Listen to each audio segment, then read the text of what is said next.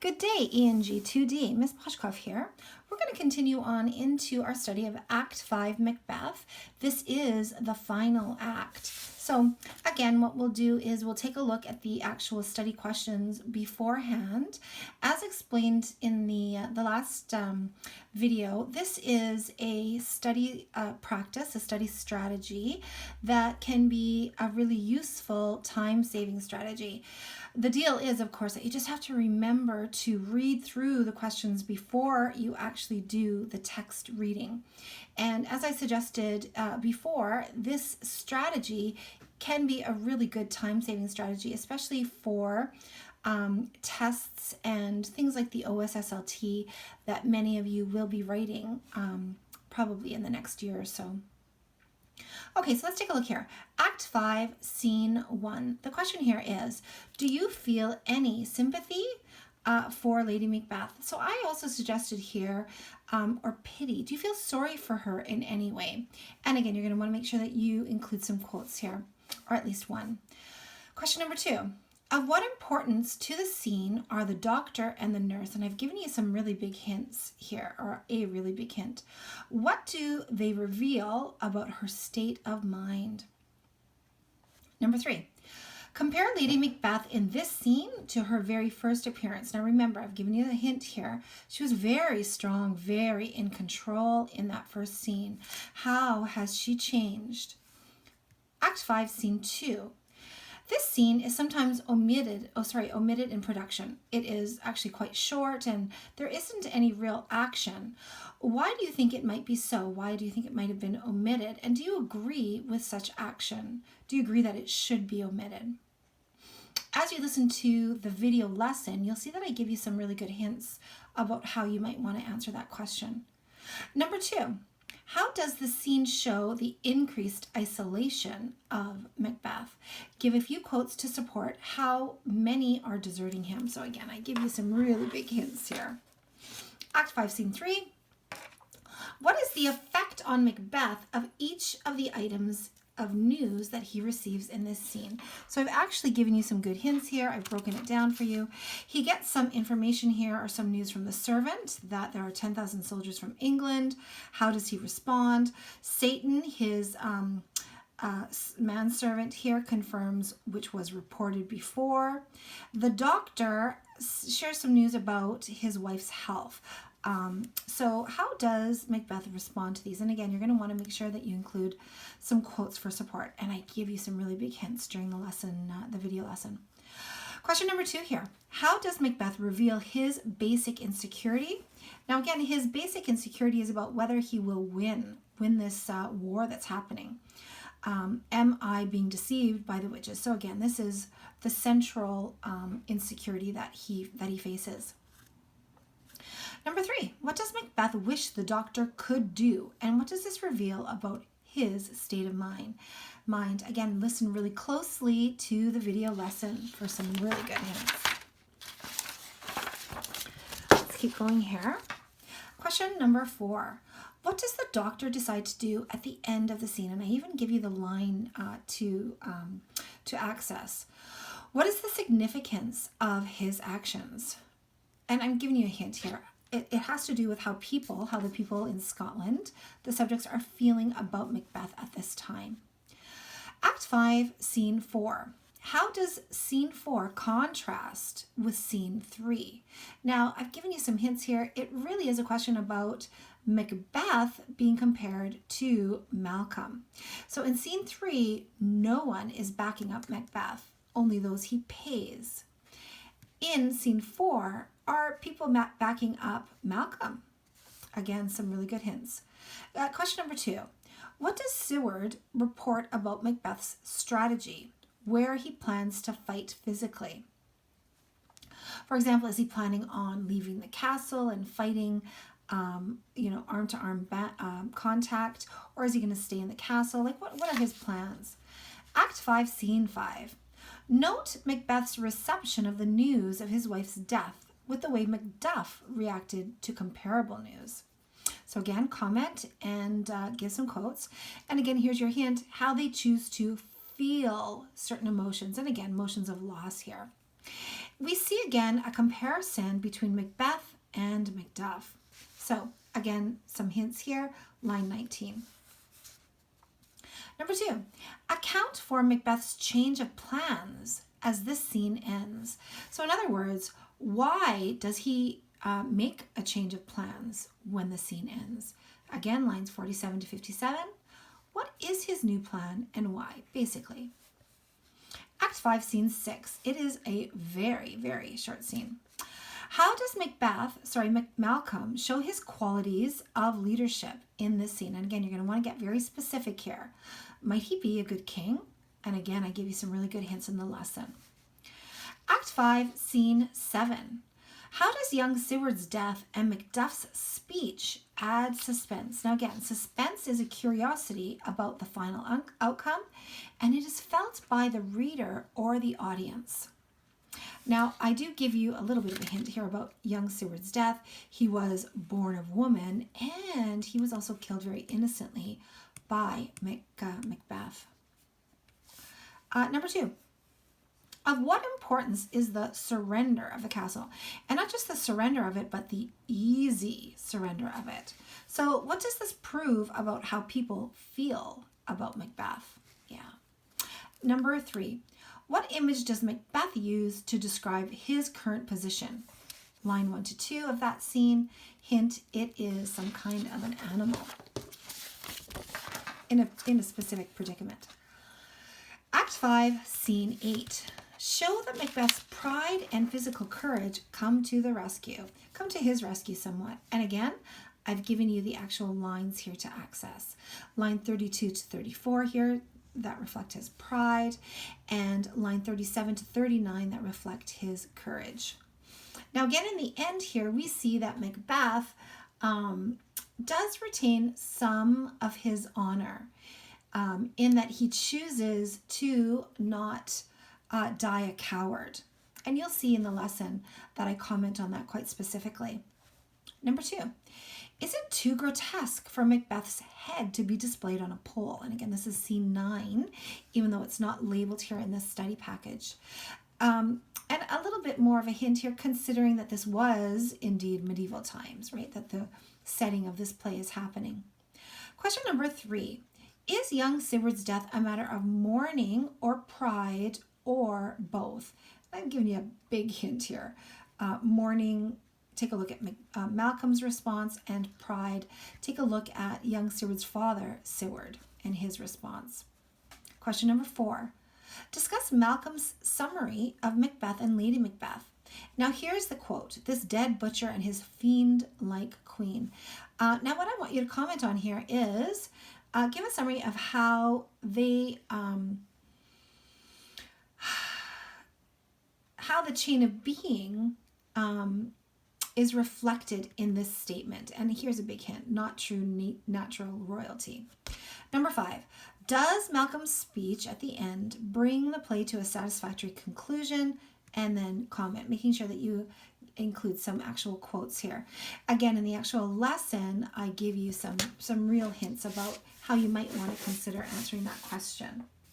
Okay, so I'm going to just quickly show you the map of Scotland that is in your study package.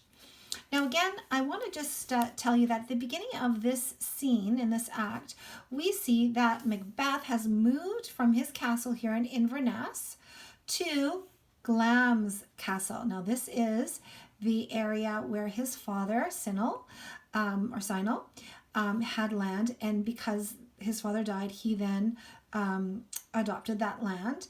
But what I want to point out to you is Burnham Wood is very close to this Glamis Castle, as is Dunsinane. Now, in addition to that, though, we see that there is a little place called Scone, and I did mention this to you before. It's an ancient city where early Scottish kings were crowned. So just note that this is going to play an important role, particularly in the last scene, where there's action that's going to go down here by Glamis Castle in Burnham, and particularly Burnham Wood, and right around Dunsinane here. Okie doke. All right, let's get right into our study of Act 5, Scene 1. The Macbeths are now living at Dunsinane Castle. Sorry, Dunsinane Castle, not Glamis Castle. Probably because it is on a hill, which makes it easier to fortify and defend. A doctor has been employed to watch over Lady Macbeth. The Queen's lady-in-waiting, her private servant, is worried about her mistress's behavior. She has seen her sleepwalking, always with a candle, and often appearing to be washing her hands. So 1, she is sleepwalking. Number 2, she is washing her hands. She also writes on a piece of paper, which she then locks away. So here's number 3. These are the 3 actions that the servant, witnesses. Lady Macbeth also talks in her sleep, but the lady-in-waiting, concerned for her own safety, refuses to repeat what she has heard. And again, this is in her best interest, because if you say anything derogatory about the monarch, you can get tried for treason. And again, the result of treason is death, usually by hanging. So this lady-in-waiting is not going to want to take any chances for being treasonous or being a traitor. Instead, she has asked the doctor to wait up at night with her and observe Lady Macbeth's behavior for himself. That way, she cannot be tried for treason. As they watch, the Queen enters, her speech a jumbled but vivid recreation of the murders. So in other words, she proves that she is guilty. She incriminates herself here.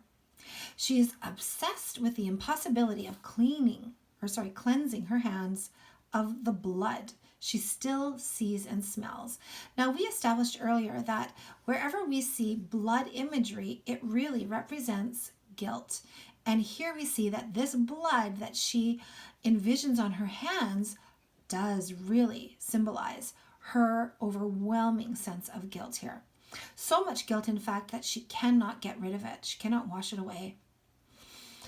The doctor realizes that he cannot cure such a deep mental disturbance and warns the lady-in-waiting to have a good watch over Lady Macbeth, watch her closely, for he suspects that she is suicidal. Now, this whole idea of the doctor not being able to cure a mental disturbance, just make sure that you remember that this story is taking place in medieval times, and the practice of psychological healing was not yet even really studied. That was something that came about much later. Okay, so let's get right into it here. We have Act 5, Scene 1. As mentioned, we are at Dunsinane Castle, a room in the castle. Enter a doctor of physic and a waiting gentlewoman. Now, again, just to establish here, the Macbeths have moved castles from Forres, where the king stayed, and then initially before that from Inverness, to Dunsinane Castle. Now, one reason that they might have moved, of course, is because it's high on a hill, and it might be easier for Macbeth to defend himself. So there might be some strategy here to fortify himself, to defend himself. All right, let's get right into this.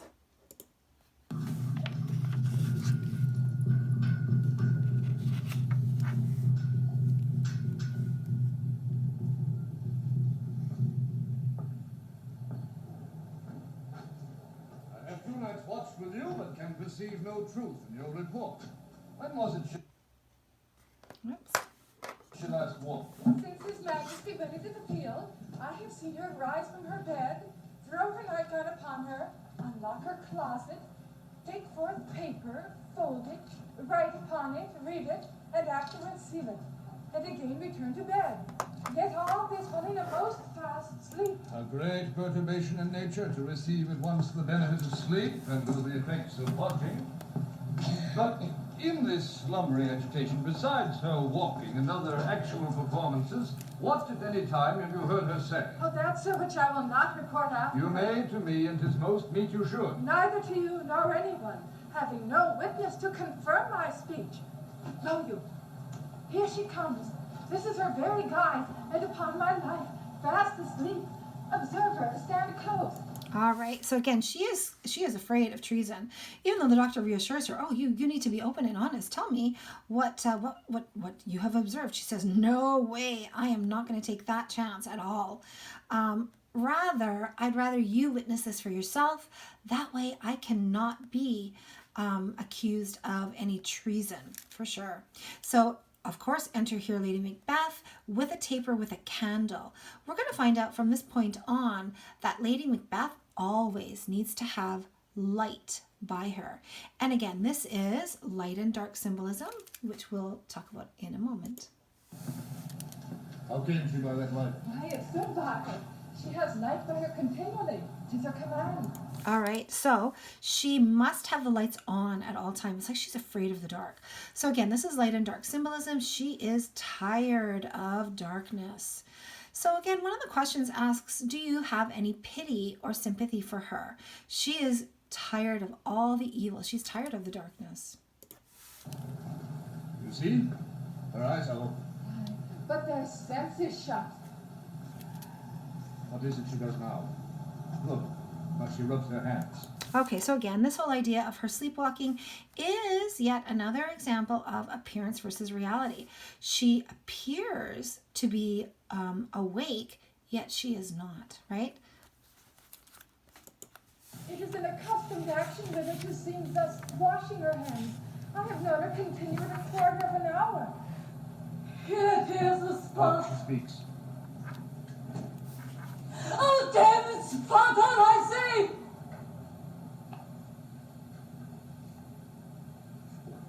One, two, and then 'tis time to do it. Hell is murky. Fie, my lord, fie, a soldier and a fear. What need we fear who knows it when none can call our power to account? All right, so let's take a look here at the annotation. When none can call her power to account, again, Lady Macbeth refers to the belief that the king can do no wrong. In other words, the monarch was at this time above the law. In fact, the king was the law, right? If you were to question any actions of the king, you were then being treasonous, and you would be going against the divine right of kings. Yeah.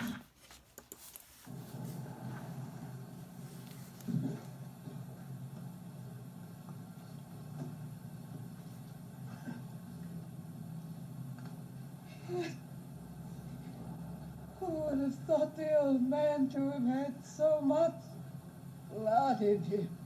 Self-incriminating. Again, Duncan's murder here she's referring to. In a fight, had a wife. Where is she now? What will his hands now be clean? No more of that, my lord, no more of that.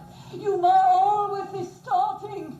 All right, so again here she is incriminating herself, not just about Duncan's murder, but also Macduff, right, who was the Thane of Fife. She is heavily burdened, and we're going to see that a little bit later on as well.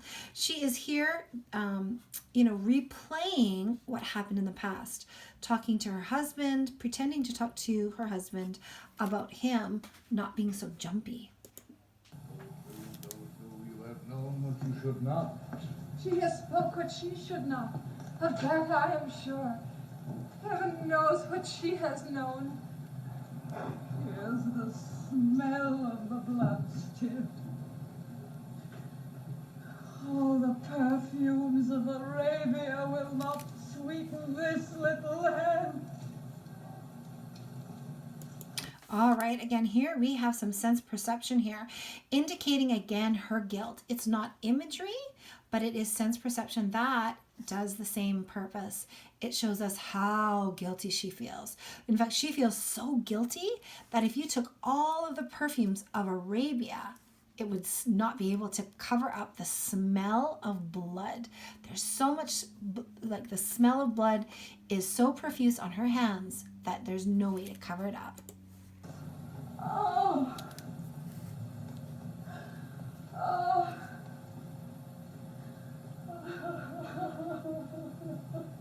sighs there.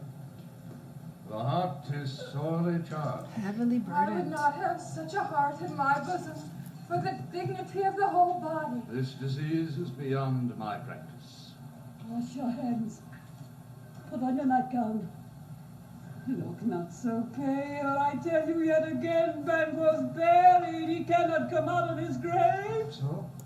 All right. So again, he is reiterating. The doctor saying, oh, I can't cure mental illness. Again, this has not even been discovered yet. All right. So the theme here is that she is diseased. And this is not the first time that this theme of disease, not just within a person, but within the whole country of Scotland has come up. Yeah, so she has a disease that cannot be cured. Yeah. We know, however, though, that the disease that has infiltrated Scotland can be cured.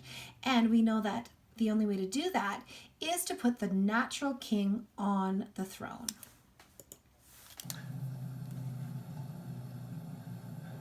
Bed. To bed. There's a knocking at the gate. Come. Come. Come, give me your hand. What's done cannot be undone. All right, so here we see that she is experiencing some heavy-duty PTSD in that she is having flashbacks. She, again, cannot get these flashbacks out of her head. So she's reliving things. And again, if you've ever experienced some PTSD, hopefully you haven't, this is one of the big identifying symptoms for sure, flashbacks. To bed. And then she leaves. To bed.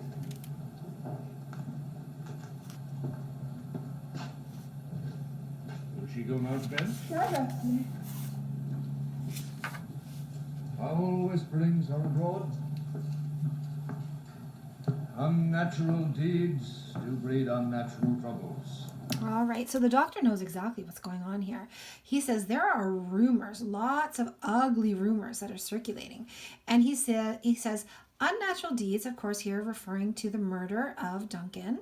So reiterating here, natural king versus order versus disorder, right? So the natural king versus the unnatural king, and order versus disorder.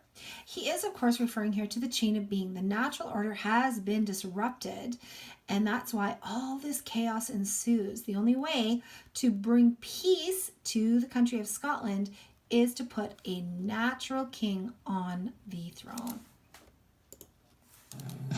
Infected minds to their pillows will discharge their secrets. More need she the divine than the physician. God forgive us all.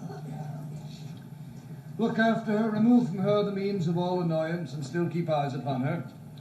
So, good night. My mind she has mated, and amazed my sight. I think, dare not speak. Yeah, so the doctor knows what's going on too. She has incriminated herself, but he's not going to say a darn word. So he says here, remove from her all the means of all annoyance. So in other words, what he's saying here, remove anything she could use to harm herself. So he is afraid that she is going to commit suicide. Again, remember, the doctor has taken an oath to keep all patients alive to the best of their ability. So he is instructing the servant, do not let her commit suicide. Just be very, very careful. He's afraid that she is not in a good state of mind. Again, he agrees, let's not tell anyone, because he doesn't want to risk being a traitor as well. Unnatural deeds do breed unnatural trouble. So again, talking up here about the fact that you will reap what you sow, what you put out to the world. If you choose to do something unnatural, you will then have unnatural trouble. So again, this is kind of the idea of karma, and this will come up a little bit later as well. This idea of karma and what goes around comes around. Now this question, do you feel any sympathy for Lady Macbeth or pity, right? Her greed has led her to what she calls hell. She says hell is murky. So wherever she is, in her opinion, hell. And it is murky. It is full of crap. So you might feel some pity for her somewhat. She has lost her mind and is now suicidal. Not exactly what she thought would be the result of her plan. She is indeed tired of the darkness, and she must have light by her continuously. So when you're trying to figure this question out, you might want to consider some of these points. Act 5, Scene 2 and 3. In these scenes, the Scottish nobles, Menteith, Caithness, Angus, and Lennox, are on their way to Birnam Wood, near Dunsinane, to join with the English forces and their leaders. Malcolm, we have as, leading this troop. We also have Macduff. We know Macduff has joined him. And then we have Seward. Now, Seward, again, is a legendary fighter. He is well known. You do not want to mess with this guy, Seward. A little bit later on, it's suggested that Seward is actually the cousin, a family member to Malcolm, which might explain why he is so willing to help here with this fight. All are prepared to die for their country and for the restoration of order. So again, this restoration of order has to do with the restoration of the chain of being, so that it is all put back in the proper order, and that will then bring peace to the country. This whole idea of being prepared to die for their country brings up a question that we're going to talk about a little bit later about what does it mean to be a real man? And then, of course, we're going to compare certain characters to Macbeth to ascertain what character we feel is the real man. Macbeth, awaiting attack in the fortified castle at Dunsinane, has been deserted by everyone except his employees, who are forced to remain. So they are paid servants. The only reason they stay is for the money. Yeah. So again, this reminds us, it's reminiscent of the central question for Machiavellianism. Is it better to be loved or feared? Here we see that the people that are supporting Macbeth are fearful of him and only stay for money. On the other hand, we see that the king, the true king, Malcolm, is not feared so much as he is loved.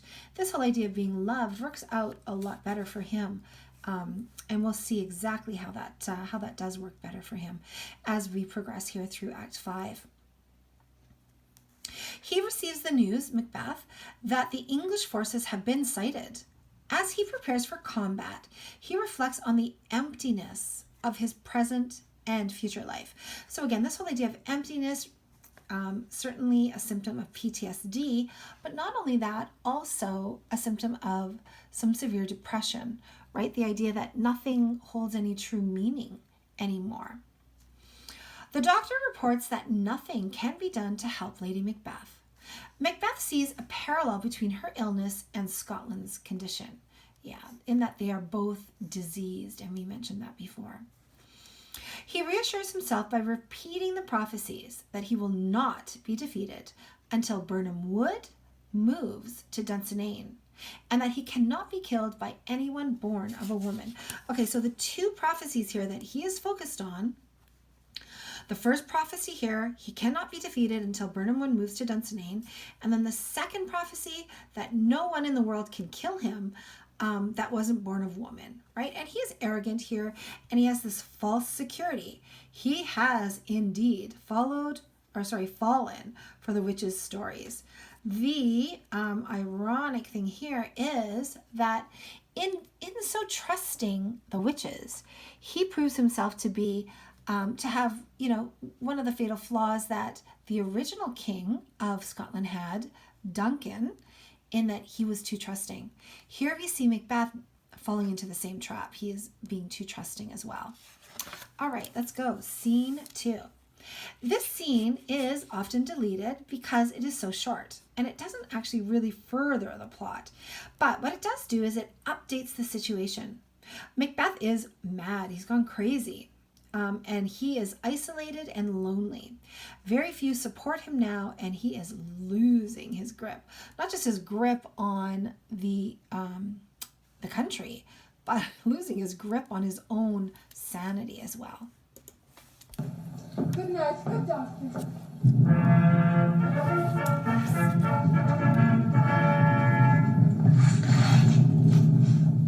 The English power is near, led on by Malcolm, his uncle Seward, and the good Macduff. Revenge is burning them for their dear causes. When did the bleeding and the grim alarm excite the mortified man? All right, let's take a look here at the annotation. Dear cause, heartfelt and sincere. Again, this contrasts Macbeth's cause. It is not heartfelt. It is not sincere, right? Would to the bleeding and grim alarm excite the mortified man? It would arouse even a dead man to call to arms, to have them join this English army. Yeah. Burnham Wood shall we meet them? That way they are coming. Who knows if Tuttle may be with his brother? For certain, sir, he is not. I have a file of all the gentry. There is Seward's son and many unrough youths that even now protest their first to manhood. What does the tyrant? Great Dunsany he strongly fortifies. All right, so who is participating? Well, he says, we're going to meet at Burnham Wood near Dunsinane.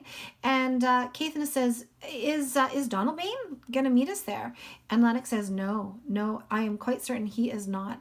Now, again, this shows that Malcolm is not too trusting. He does not have the same fatal flaw that his father Duncan did.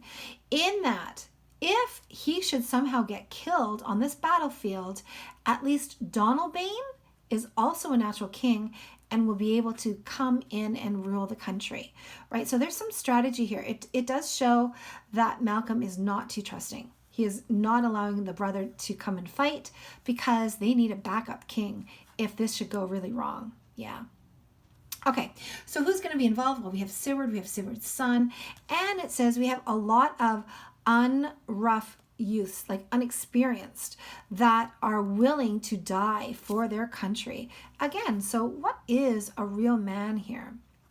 Menteith, where is the tyrant? Now here we see that Caithness is explaining he is stuck at the castle, and other people are thinking he is gone crazy. Yeah. Some say he's mad, others that lesser hated to call it valiant fury. It is for certain he cannot buckle his distempered cause within the belt of rule. Now does he feel his murders sticking upon his hands. Now minutely revolts upbraid his faith breach. Those he commands move only in command, nothing in love. All right, so let's take a look here at the annotations. The kingdom is rebellious and he can no longer control it.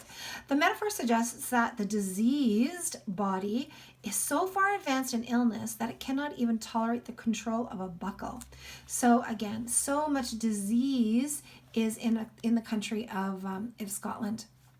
Yeah, so move only in command. So people, again, the people who remain, obey him only because they have to, not at all because they love him. Again, bringing up this Machiavellian central question, is it better to be loved or feared? What's going to work in their favor? Okay, so again, moving nothing in love. Now does he feel his title hang loose about him, like a giant's robe upon a dwarfish thief. Who then can claim his pestered senses to recoil and start, when all that is within him does condemn itself for being there?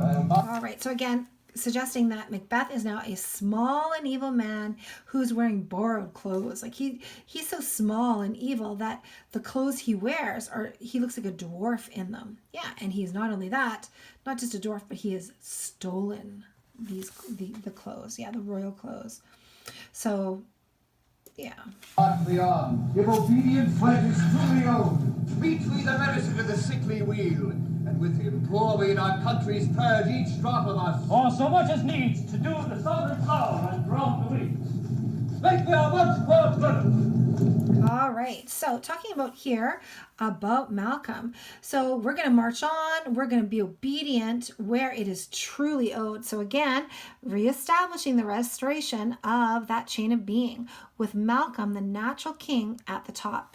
So meet we the medicine of our land, our sickly land. The medicine, of course, is Malcolm, who is the natural king, who is going to heal this diseased country. Yeah, so they're going to go along with Malcolm, who is the medicine that will cure their country. Lennox then says, to do the sovereign flower and drown the weeds, we make our march toward Burnham. So here we have some imagery. What he's saying here is he is going to, the flower here is Malcolm, and what they're going to do by marching along with him is support him, water the true natural king. So in other words, give life support to the flower, to do the sovereign flower. And not only that, but to drown the weeds. Again, the weeds here being represented by evil Macbeth. In a way, we have a reiteration here of fair is foul and foul is fair, in that Macbeth tried to look like the innocent flower, but he was not. The real true flower here is Malcolm, for he is the sovereign flower. He is the natural king. And Macbeth is just the weeds. He is a serpent under it. All right, scene 3. We are at Dunsinane, a room in the castle. Enter Macbeth, a doctor, and some attendants.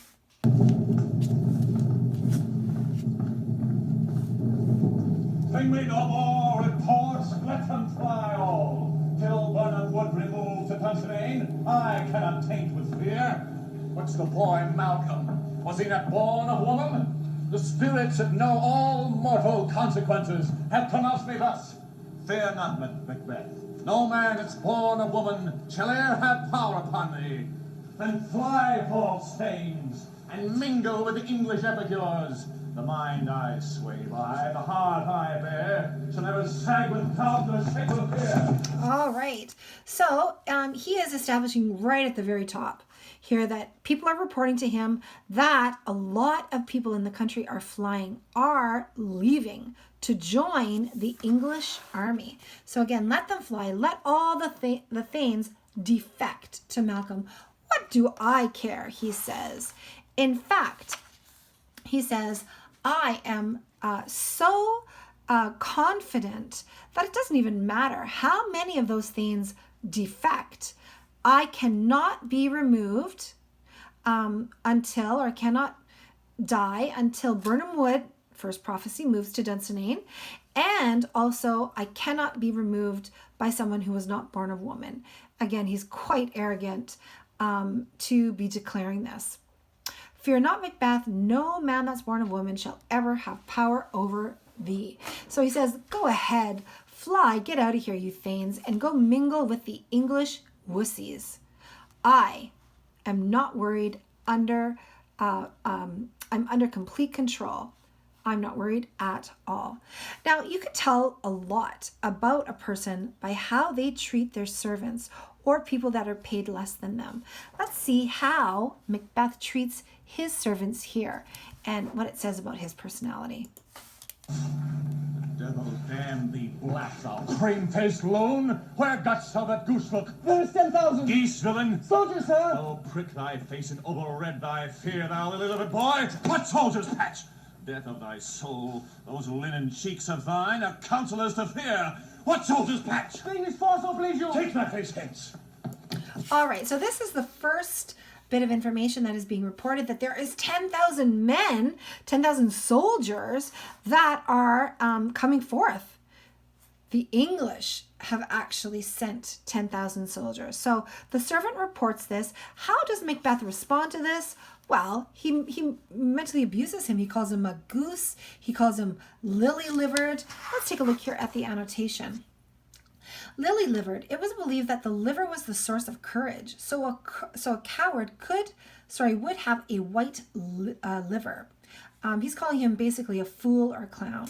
So what Macbeth is doing here to the servant is he's emotionally abusing him, right? By calling him lily-livered. Not only that, he reiterates this by saying his linen cheeks, like white cheeks and a whey face. Again, repeating this whole idea that he is lily-livered. What ends up happening here is Macbeth says, get out of here. Like, take thy face hence. Like, get out of here. I don't want to see your face. And he actually leaves. When his manservant, Satan, then arrives, who then reports the same thing. Yep, that, what was reported is true. Satan! I am sick at heart when I behold Satan, I say! Push will cheer me ever to seek me now. My way of life has fallen to the sere yellow leaf. All right, so he says, whatever happens next will either make me safe or completely dethrone me. He's still pretty confident, though, in the witches and what they have said to him. But this next little bit here indicates that he seems to be suffering from some depression and some PTSD. He says, my life, though, it has fallen into the yellow leaf, into a moment in his life where things seem like withered down. Yeah. He's not at his optimum youth, that's for sure. And then he goes on to say, you know, my life has kind of lost a lot of meaning. I should have lots of friends and lots of love and honor and obedience and troops of friends, he said, because that's normally what happens when you get to old age. He says, but I must not look to have these things. I just don't have them. So he is having a moment here of what we call Anagnorisis, which is a recognition of the very truth about himself, that people hate him. Yeah. So instead of friends and love and honor, all that he has is curses that people say not very loud, but certainly deep, and that they breathe such curses to him. So he's aware that people hate him. He is aware that he has no friends. And again, we call this moment Anagnorisis. And that which should accompany old age, as honor, love, obedience, troops of friends, I must not look to have, but in their stead curses, not loud but deep, mouth honor, breath, which the poor heart would fain deny, and dare not. Satan, I say! The British place, what news more? Orders confirm, my lord, which was reported. I'll fight till from my bones my flesh be hacked.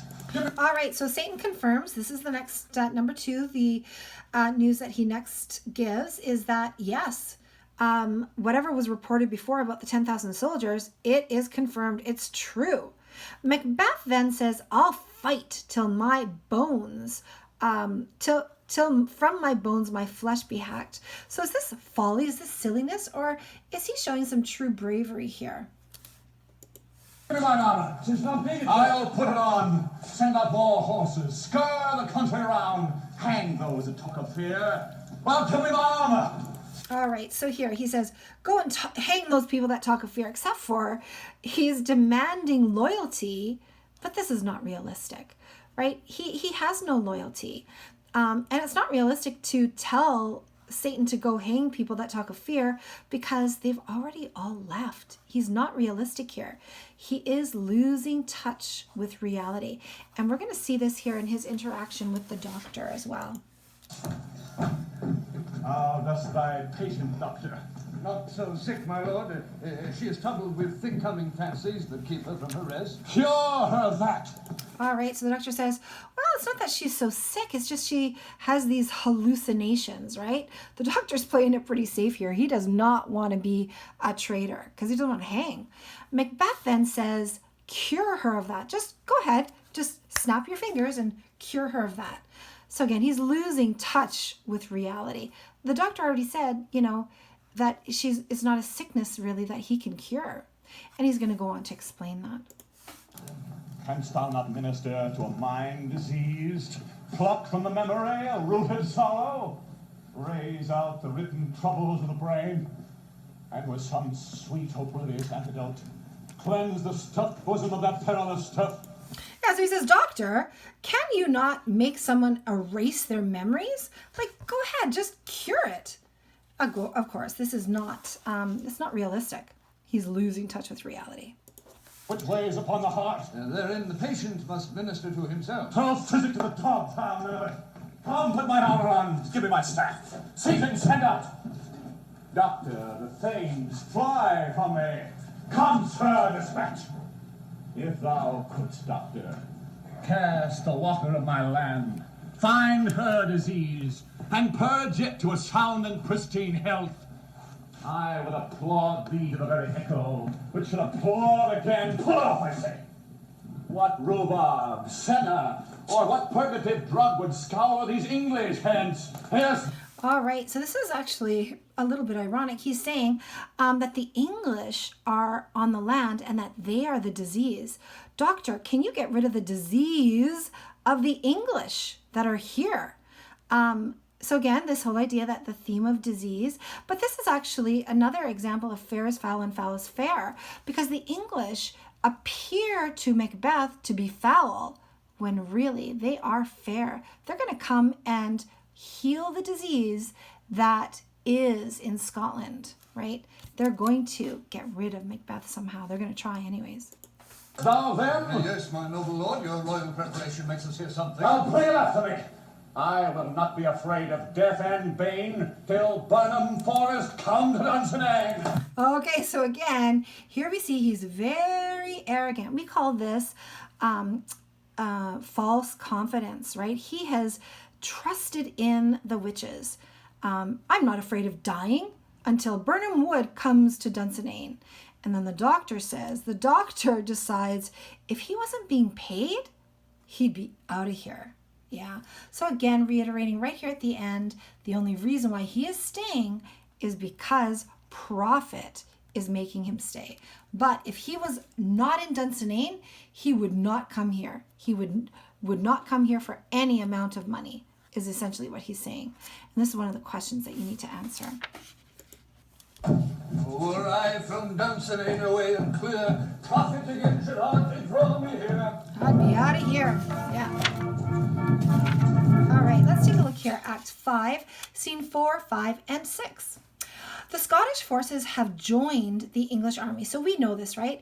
And even Macbeth is aware of this. They are defecting, right? They are leaving him to go join the English army. Now, is this not traitorous behavior? Technically, I suppose you could say it is. However, if you look at the chain of being and we see that Macbeth is not the natural king, you could say that these Scottish thanes are actually joining the real natural king.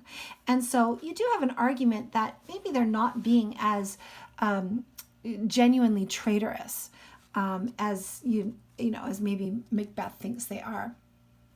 So again, we see here that in Act 4 that we have big contrasts to Act 3.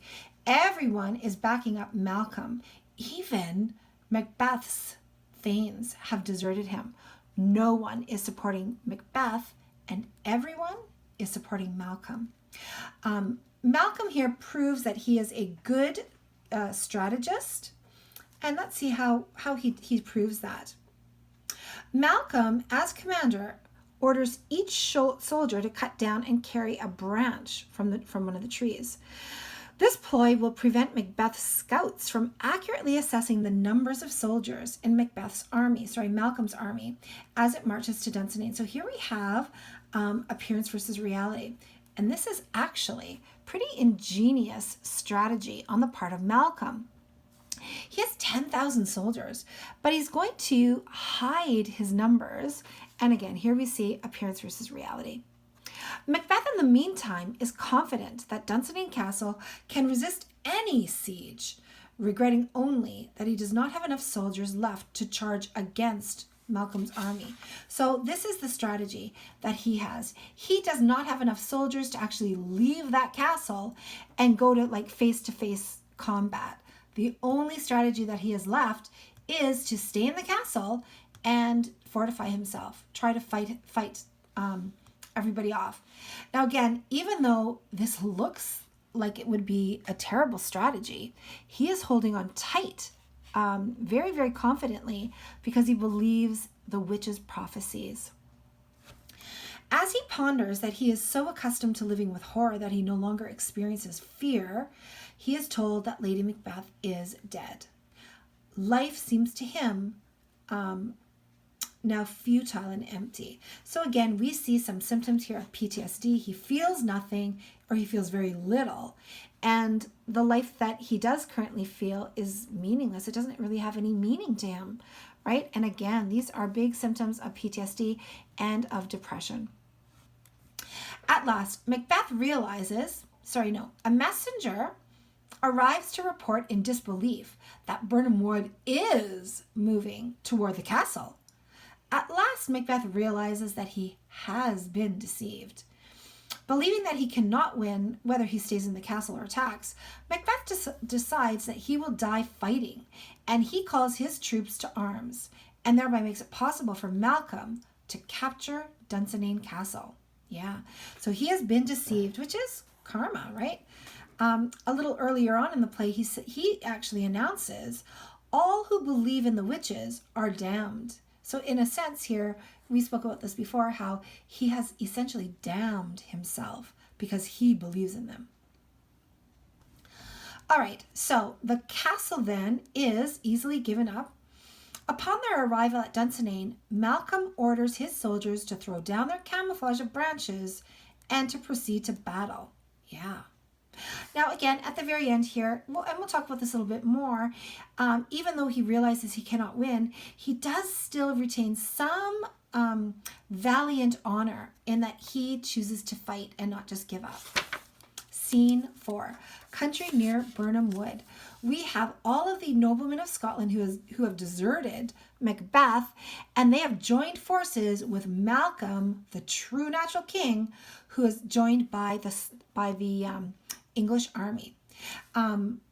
Yeah, excellent. We see here at the very beginning that they are trying to stay very positive. They have no doubt that they will be successful, but Malcolm says we shouldn't be too confident. So again, he is going to be a good king. Cousins, I hope the days are near at hand, the chambers will be safe. We doubt nothing. What wood is this before us? The wood of Burnham. Let every soldier hew him down a bough and bear it before him. Thereby shall we shadow the number of our hosts and make discovery early in report of us. It shall be done. We learn no other, but the confident tyrant keeps still in Dunsinane, and will endure our setting down before it. This is all right, so here is the strategy that Seward shares, and this is one of the questions in the study package.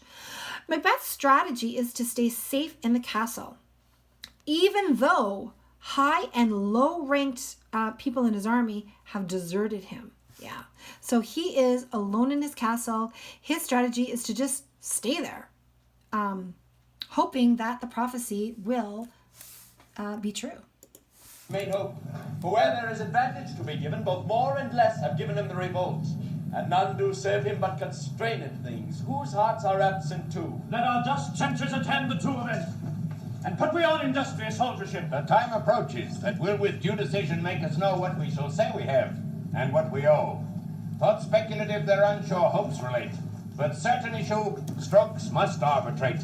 All right, so it looks pretty positive that they will win, because he's stuck in his castle and they have 10,000 soldiers.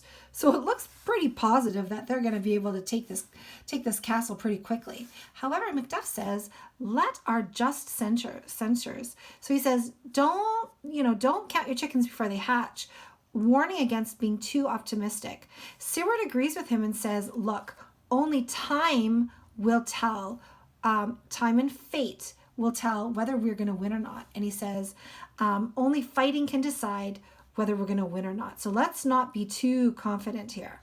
But of course, he says, let's go ahead. Let's march forward. We're going to advance toward the castle, and hopefully we will fight and be able to overcome Macbeth.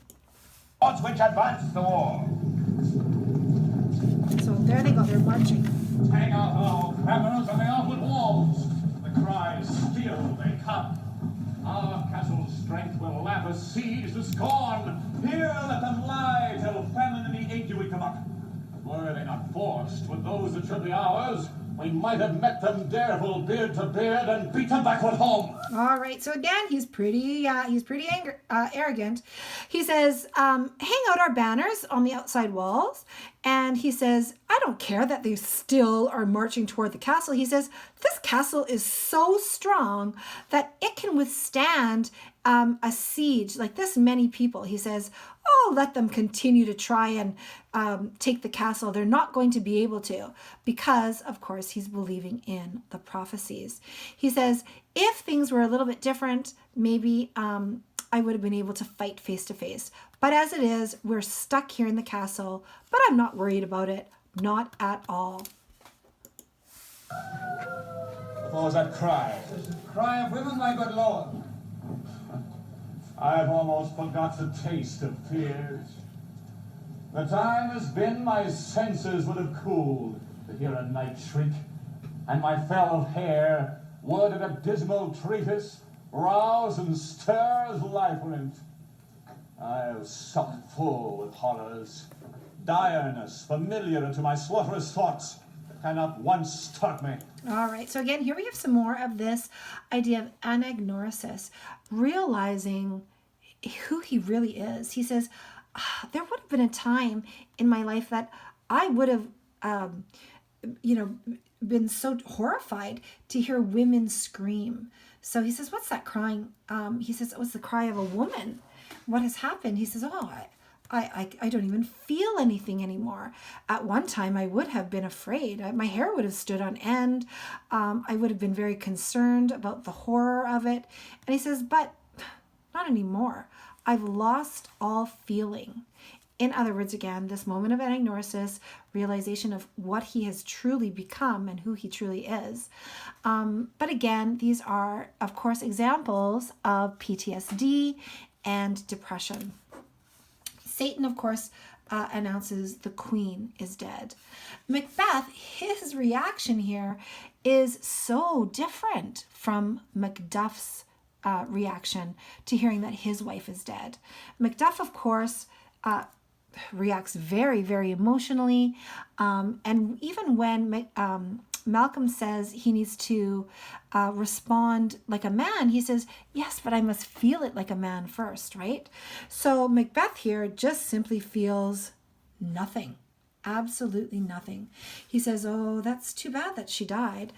She should have died later on when there could have been some time for mourning. He says, there's no time for me to even feel any emotion. And then he goes on into this fairly,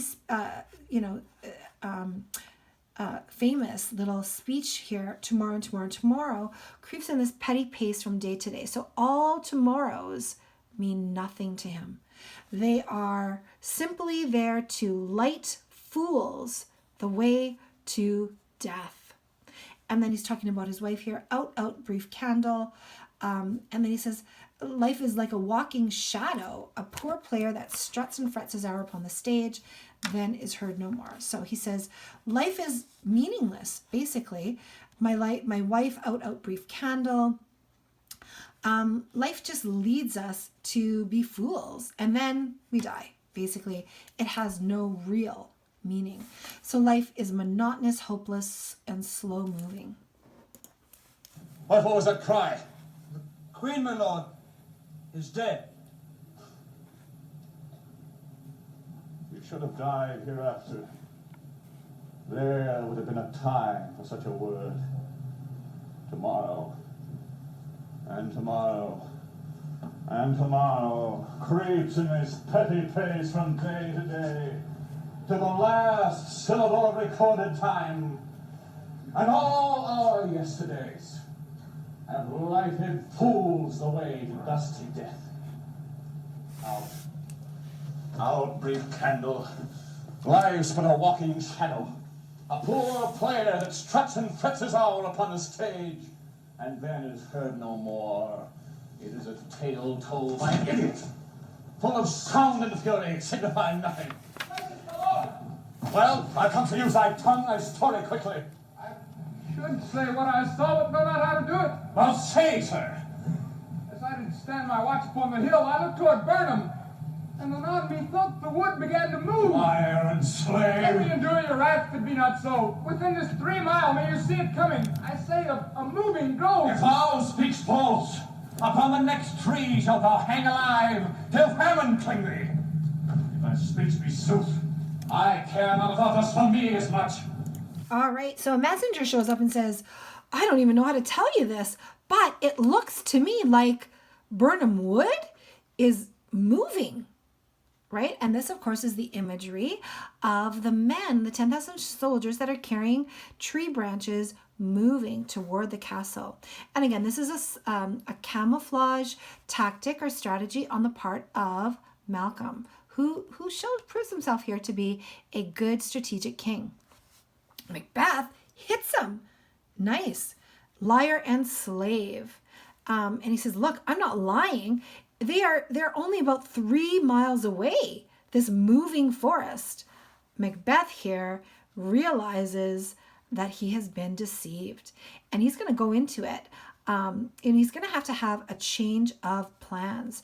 So he says, listen, messenger, if you are speaking false, I will hang you on the next tree until your bones fall away, until you are starved and famine, if you're not telling me the truth.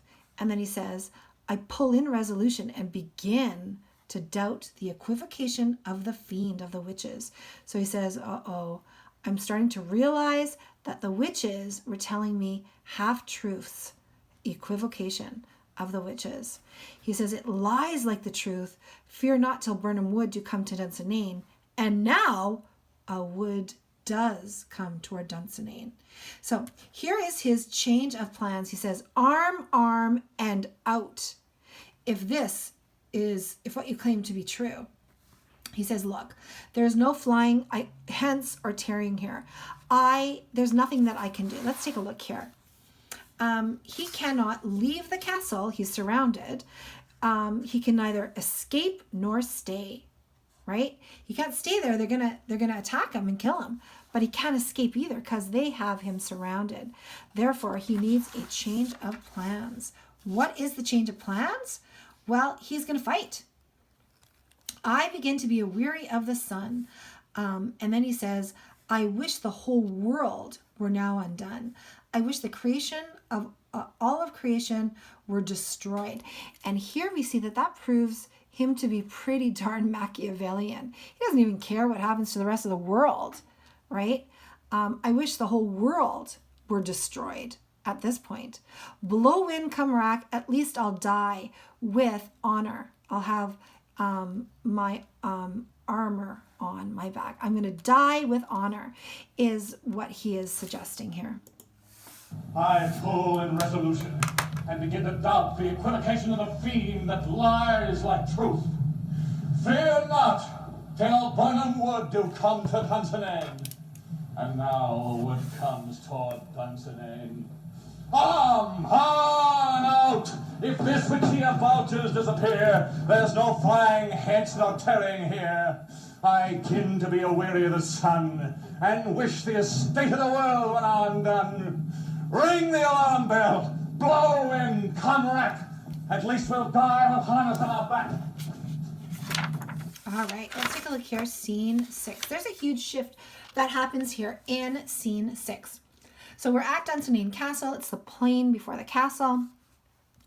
Enter with drums and colors. We have Malcolm, again, the natural king. We have old Seward, who is apparently his uncle. Macduff and their army with boughs of trees. So again, we have the natural king is now giving the instructions in Scotland. They're in Scotland, and who's giving the orders? Malcolm. So here we have a shift in that the true natural king is taking control, and we are going to see this huge shift. All right, so Malcolm is going to say, all right, now we are near enough to the castle. Take your leafy screens, take your leafy boughs, throw them down and show like those you are. So no more hiding, no more hiding. So no longer is this going to be appearance versus reality. They're not pretending anymore to be a moving forest. We are soldiers and we are here to win. So again, He is giving the orders. Not only that, he is giving orders to old Siward, you worthy uncle, shall with my cousin, your right noble son, lead our first battle. So note here that he is talking in the royal plural. The royal we, the royal plural. And again, this is indicative of the shift that is happening here in scene 6. He is taking control here in Scotland. He is, after all, the natural king. And as we see the natural king take control of Scotland, we're going to see some peace result. The chaos will eventually die away because, again, we're going to see here the chain of being is going to be put back in place. So again, talking in the royal we, lead our battle, and we take upon us. He says, so from there on, Uncle Siward, you go lead the first battle, and then worthy Macduff and I will take care of, the rest of the battle. According to our order. So again, here's our battle plan. Here's the order of things. They are going to reestablish order. So again, according to our order, he will abide by the natural order, the chain of being. The natural king is going to then eventually bring great joy and good times. Yeah. Very short scene.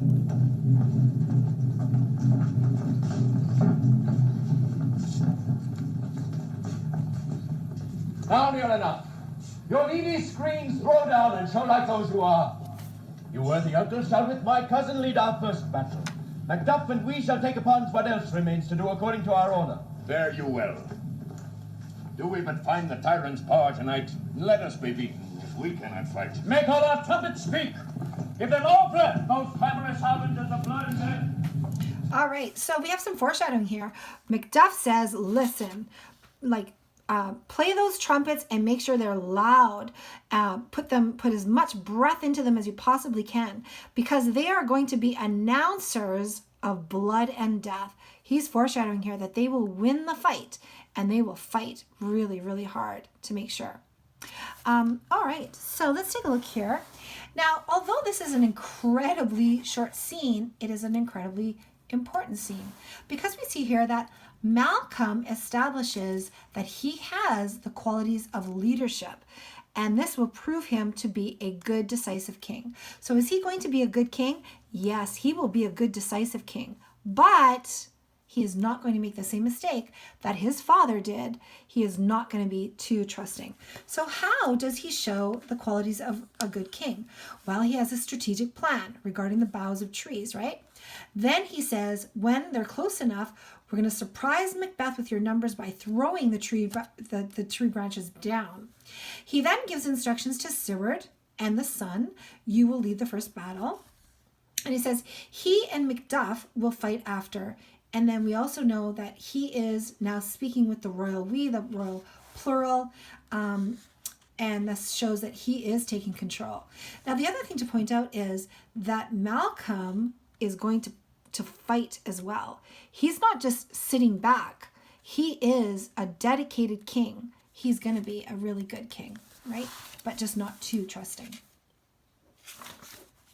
All right, for the next scene here, Act 5, scenes 7 and 8. They are currently on the battlefield. Macbeth feels trapped.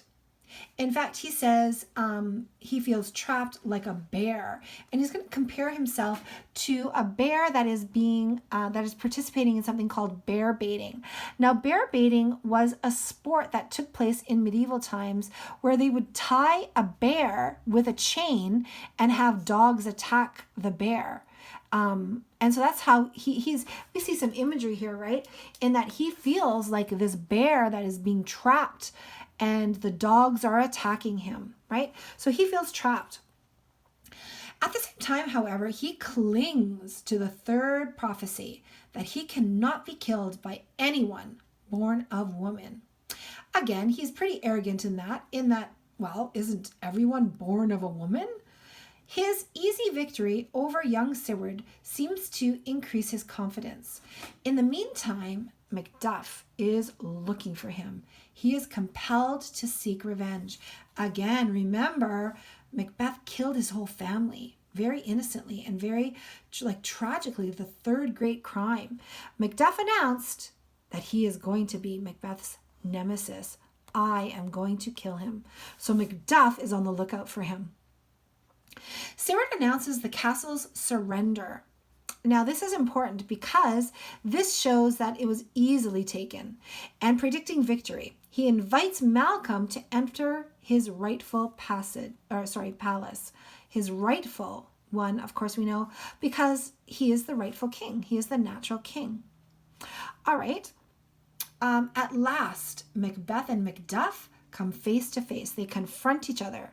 Macbeth is reluctant to fight, though, feeling guilty enough for the slaughter of Macduff's family. Now, this is a pretty interesting, this could be a little bit surprising, in that we look at Macbeth and see what a monster and what a tyrant he has, become.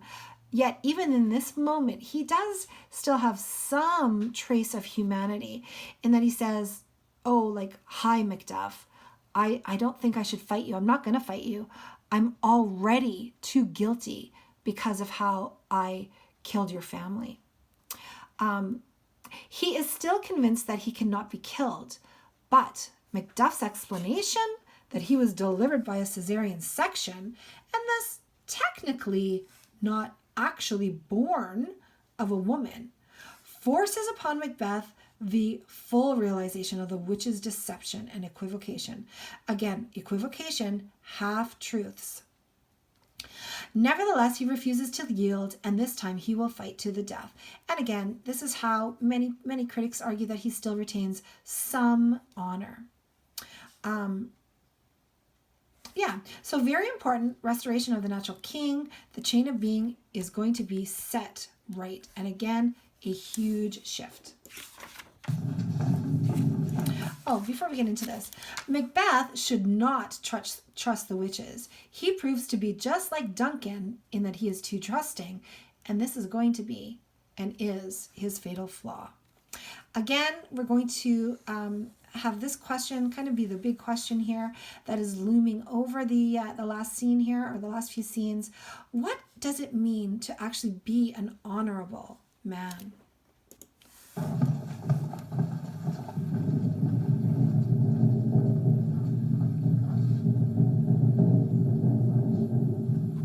Tied me to a stake.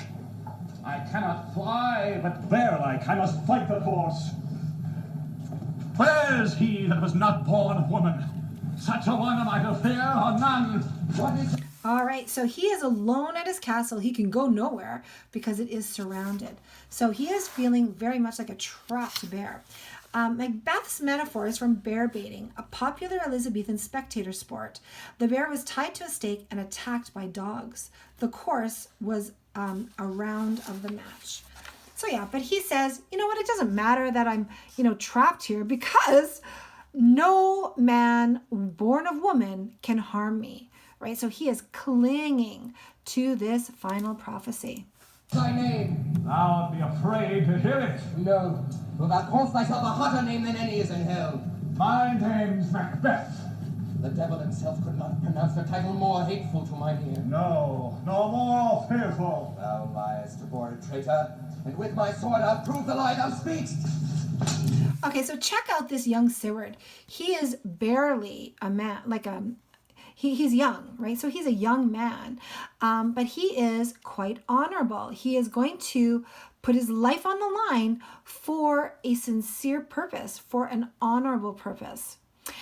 He calls Macbeth a hotter name than any that is in hell. In other words, he is referring to him as being the devil. He is going to take this very seriously and try to kill Macbeth. Macbeth, though, is going to kill this innocent young man.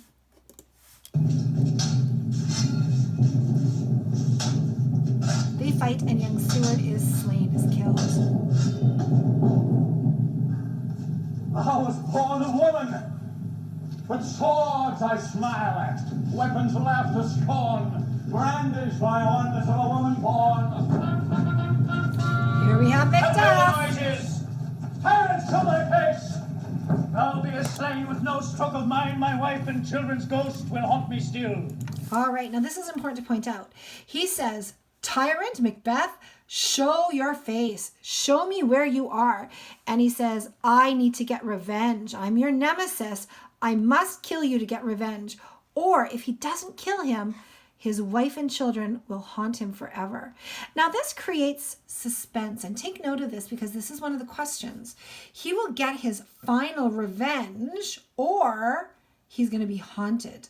He will be haunted by the slaughter of innocent people. Now the fact here that young Siward is also an innocent person creates more suspense. It adds to the suspense. Will Macbeth be able to be killed by anyone, not born of woman? Well, Macduff has an interesting bit of information to share. I cannot strike at wretched kerns whose arms are hired to bear their staves. All right, so again, he is refusing, Macduff, refusing to kill innocent soldiers. I will not strike at wretched kerns, at soldiers who are paid to protect you. He's not going to kill innocent people. Yet up here we see Macbeth is perfectly fine with killing somebody innocent. And not just perfectly fine, he gets a lot of ego fill from it. Either thou, Macbeth, or else my sword with an unbattered edge I sheathe again undeeded. There thou shouldst be. My discreet flatter on a greatest note seems blueted. Let me find him, Portum, and more I beg not. This way, my lord. The castle's gently rendered. The tyrant people on both sides do fight, the noble things do bravely in the war. The day almost itself professes yours, and little is to do. We have met with foes that strike beside us. Enter, sir, the castle. All right, so here we have some important information here. At the end here, Macduff begs, oh, fortune, let me find him. Let me find him, and I will not ask anything more of you, ever. Right? All right, so let's take a look at the annotations here. The castle has been surrendered without resistance. Why without resistance? Well, because on both sides, Macbeth's people do fight. Some of his men have changed sides, or they are not fighting seriously against us. So this is significant because the significance of the surrender of the castle shows that no one is loyal to Macbeth. They fear him, but do not love him. It is gently rendered, meaning it was surrendered without resistance. Yeah, they do not love him. They just fear him. So many of Macbeth's men have joined our English force, and they strike at us if they do, but they deliberately miss us. They are not fighting us seriously, is what Siward is announcing. Malcolm then says, all right, we're ready to fight. We're ready to do this. We have met with foes that strike beside us. So his enemies now have joined him and are fighting with him. So it looks like they are fighting against him, but they are not. They're fighting right beside him. They are now joined Malcolm's army, and they are in favor.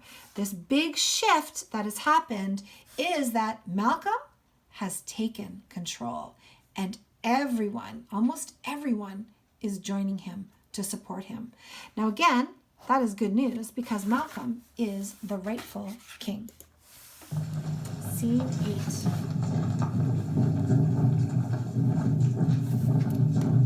Now, before we get into this, I just want to read this annotation. Macbeth is going to announce that he does not want to play the Roman fool. He is not going to commit suicide by running onto his sword. Now, this was an honorable behavior for somebody who was Roman, and if they felt like they were defeated. Rather than have somebody kill him, he wouldn't grant anybody else, his enemy, the joy, the satisfaction of killing them. They would rather kill themselves than have somebody else kill them. So Macbeth here is saying, I am not going to play the Roman fool. I'm not going to kill myself. I'm going to fight, fight, fight. So again, many critics suggest that this is indicative of Macbeth's pride, and it prompts him to fight and remain somewhat honorable in that he doesn't give up. Why should I play the Roman fool and die on mine own sword? Whiles I see lives, the gashes do better on them. Turn, hellhound, turn! Of all men else, I've avoided thee. All right, now this is supposed to be a very climactic moment. All right, so Macduff comes face to face almost with Macbeth, and he says, "Turn, hellhound, turn." And we can see, or we can almost hear like the suspense music in the background if Hollywood were producing this. "Of all men else, I have avoided you. I do not want to fight you," he says. "I am already too full of guilt over killing your family." Macduff is going to say, "I have no words that I want to even share with you. All I want to do is let my voice be in my sword. I'm going to kill you." In other words, I'm going to let my sword be the words of what I want to do. And they fight. Macbeth says, very arrogant, he's still holding on to that last prophecy, right? That no man born of woman can harm him. And he's going to actually announce it to Macduff. He says, "Go ahead, try and kill me if you want. I cannot be wounded. I am like the air. If you stab the air, it cannot be harmed. I am like the entrenched air. I cannot be wounded. So go ahead, try to kill me. But I bear a charmed life, a protected life, which must not yield to one born of woman." So in other words, he says, I have a charmed life where I am protected and no one born of woman can harm me. Macduff is going to say, well, to spare thy charm, you best get off of your high horse there, buddy, because I need to tell you something. I wasn't born from a woman. I was from my mother's womb untimely ripped. In other words, he was born of a cesarean section and therefore not technically born. Now, a natural birth, of course, is through the birth canal of a woman. And in this case, Macduff was born from a cesarean section where he did not actually get born naturally through the birth canal. He was, surgery was done on his mother's uterus, and he was taken out of the uterus without actually being born through the birth canal. And so technically, the witches have lied. They betrayed him. Yeah. But get thee back. My soul is too much charged with blood of thine already. I have no words. My voice is in my sword, thou bloody other, and then terms can give thee out.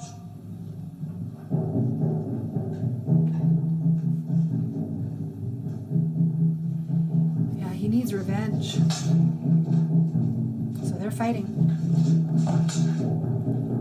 Macbeth very arrogant. He's not worried at all.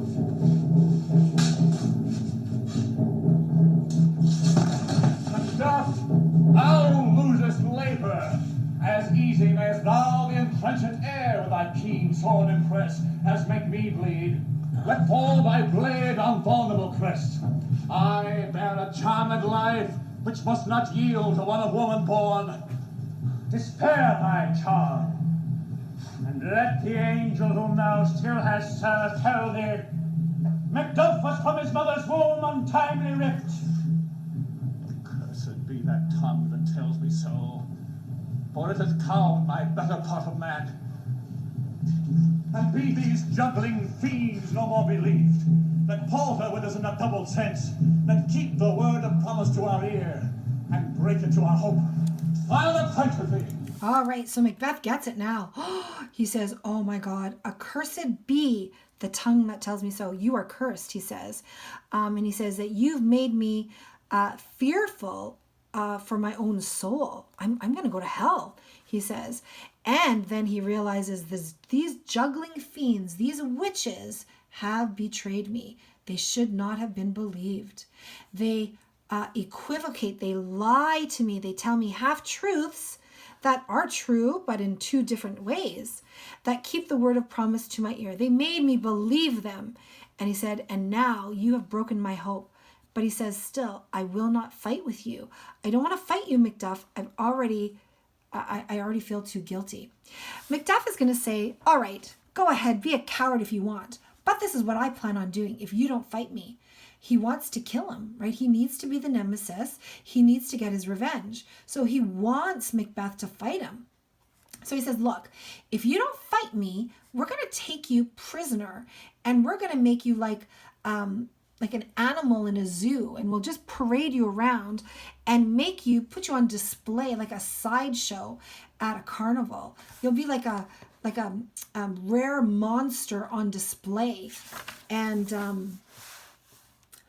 so we're going to put you up and display you like a rare monster. Like, we'll charge some money and you can see the tyrant Macbeth. Now, this makes Macbeth want to fight. His pride, he doesn't want to be, like a sideshow animal in a zoo. His pride makes him fight. And in addition to that, he does have some physical courage as well. So here's his pride.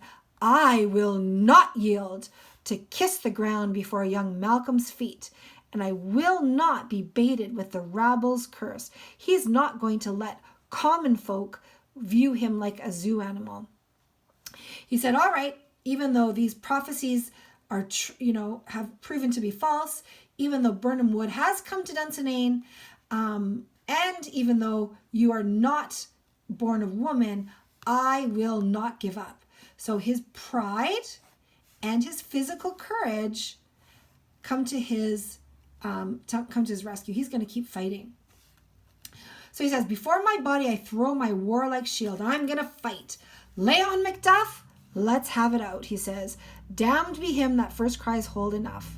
So again, we see that Macduff is going to get some revenge here. He provokes Macbeth enough to get him to fight. Then yield, ye coward, and live to be the showing gates of the tide. We'll have thee as our errant monsters are, hanging upon a pole and under it. Here may you see the tyrant. I will not yield. To kiss the ground before young Malcolm's feet, and to be baited with the rabble's curse, thou, Birnam Wood, be come to Dunsinane, and thou opposed, being of no woman born, yet will I try last.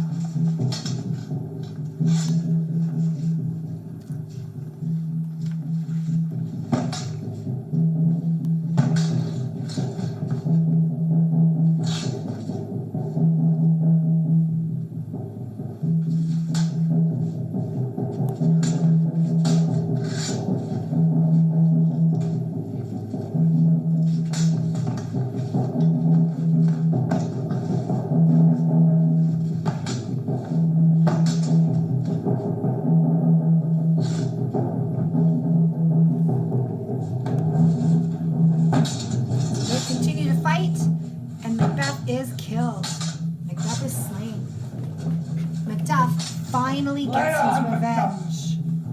And can be him at first cries hold enough.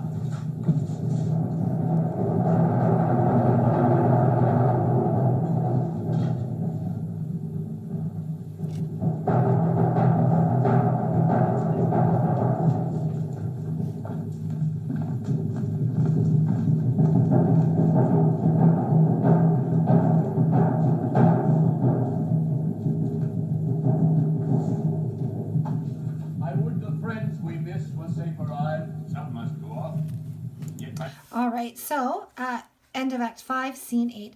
At the end here, Macbeth is killed. We could say that this is karma, right? Like what goes around comes around. It reminds me of this quote by Mahatma Gandhi. And the quote goes like this. When I despair, I remember that all through history, the way of truth and love have always won. There have been tyrants and murderers, and for a time, they may seem invincible, just like Macbeth does seem invincible here. But in the end, they always fail. Think of it. Always. Very fitting here. And it's almost like the circle of life, like this whole idea of karma. What goes around comes around. All right, so for the next scene, it's our last scene here. Act 5, Scene 9. So again, what it does it mean to be a good man? What does it mean to be a real man? Someone who stands for good and risks their life for it. What is an honorable man? What does it mean to truly be honorable? Well, let's get into it. Now in possession of Dunsinane Castle, Malcolm and Seward are informed by Ross and about the courageous death of young Seward. So here we see young Seward was truly honorable. He was standing up for good, and he risked his life for it. And so by doing so, he proves himself to be a real man and to be an honorable man. Macduff enters with Macbeth's head and proclaims their victory. He declares Malcolm king. So again, with the old king dead, Malcolm is now the new king. The new king promises reward and restoration of order. Again, this restoration of order is the chain of being restored, and asks for God's help and blessing. The moral law is restored. Now, this statement is important. The time is free, meaning that freedom has returned and order is restored. Now, at the end here, we're going to see that Malcolm asks for grace to help him. And grace, we're going to notice, is spelled with a capital G. What he means here is he's asking for God's help, which of course is the opposite of what Macbeth did. He asked for the help from the witches who were aligned with the devil. All right, let's keep going here. Scene 7. So stage directions: retreat, the trumpet call to signal the end of fighting, meaning the castle has been surrendered. Flourish, the trumpet call of triumph. They are victorious. Yeah. By these I see so great a day as this is So I'm just chiefly going hot. to rewind with this a little bit.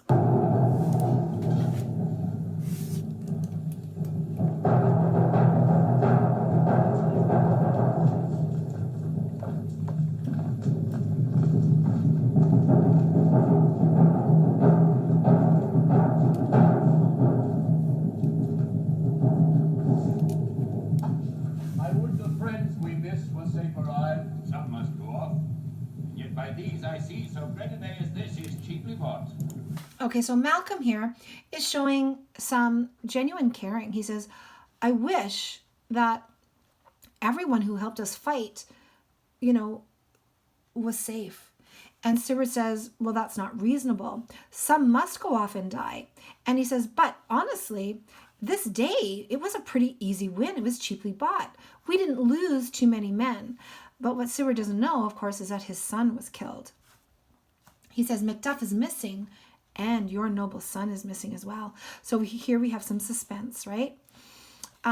Ross, your son, my lord, has paid a soldier's debt. Now, he only lived but till he was a man. So here he was a real man. This is a huge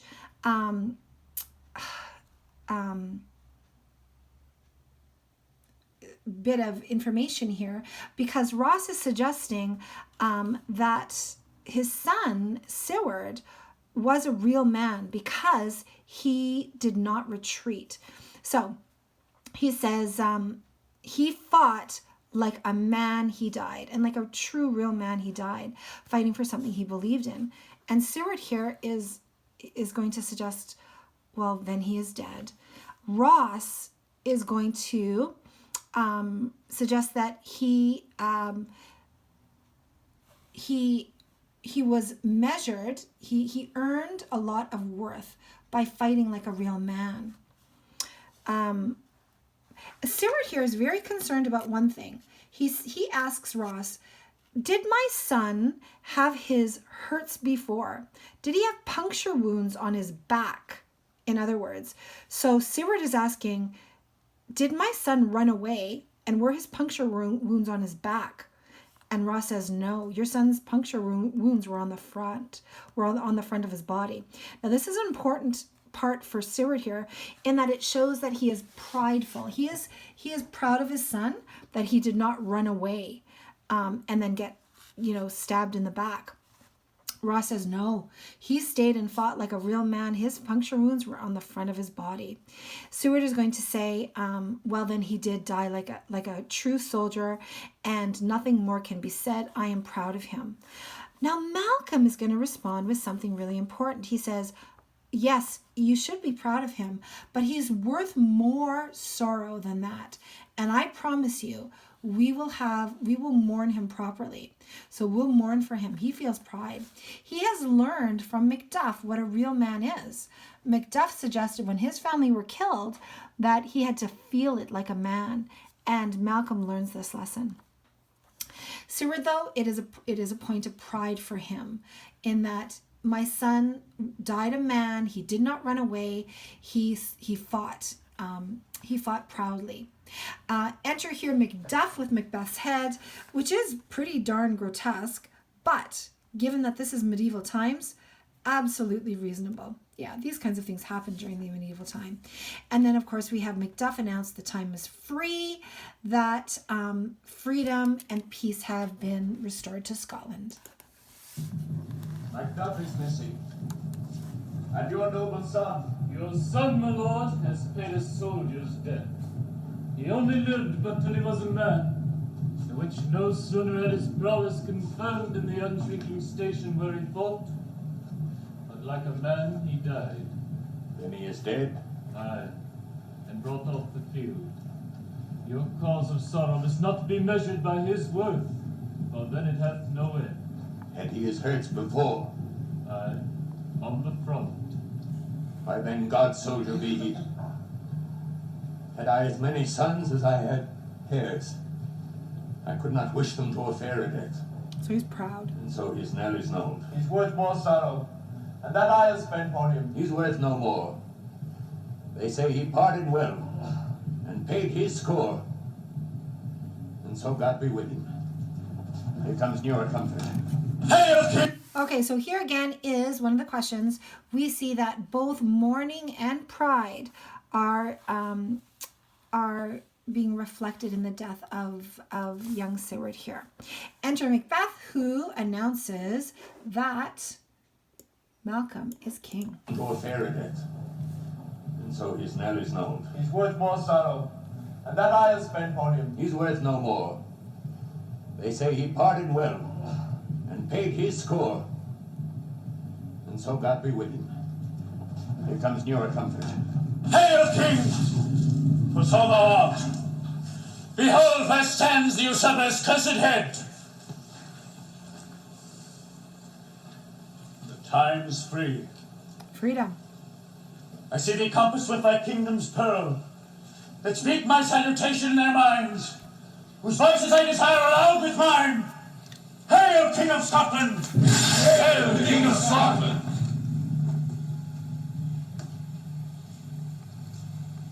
We shall not spend a large expense of time before we reckon with your several loves and make us even with you. My thanes and kinsmen henceforth be earls, the first that ever Scotland in such an honor named. All right, so let's take a look here. Using a business of banking metaphor, Malcolm assures the thanes that they will each be suitably repaired, and not just repaired monetarily, but they are going to be made earls. So a new title will be given to them, the first that Scotland has ever had. He says, so we're not going to spend a long time explaining explaining things, but we're going to have a new beginning in a new age. Malcolm is then going to go on to say, what else we can do is we're going to start anew, planted newly with the time, and we're going to call back anybody else that has been exiled. So he's talking here about Donalbain, who went to Ireland, and also Fleance. The fact that Fleance is going to come home is important because he is then going to further a line of kings, a line of kings from which apparently King James is from. So very important to make sure that they come home. They're going to make sure that they are welcomed back safely, and that tyranny, they don't have to worry about tyranny anymore. Yeah. Producing for us the cruel ministers of this dead butcher and his fiend-like queen. Talking about how Lady Macbeth killed herself, and and the fact that Macbeth does retain some honor here. And this is debated by some critics. Some people say he died a coward. Some people say no, he retained some honor near the end. And we're going to take a little note on what tragedy is and come back to this whole idea. At the end here, we see that Malcolm says, by the grace of Grayson, right here he's talking about God. God is on our side, and in time, we will make everything right. And he says, so everybody, it is time to party. Let's go. Everybody join me now. I'm going to invite you all to see us crowned at Scone. And again, by us, here he is using the royal plural. So he has already accepted his kingship. We know that because he has accepted his kingship, the chain of being has been restored. So order has been restored, chain of being, all is well now. Is this a satisfactory conclusion? It sure is. People who were away are going to be welcomed back. We're going to have a new beginning. The earls are all going to have a lot of money, suitably repaired. They're going to be earls. We're going to have this new beginning. All is well. So yeah, so is it a satisfactory conclusion? I would definitely say so.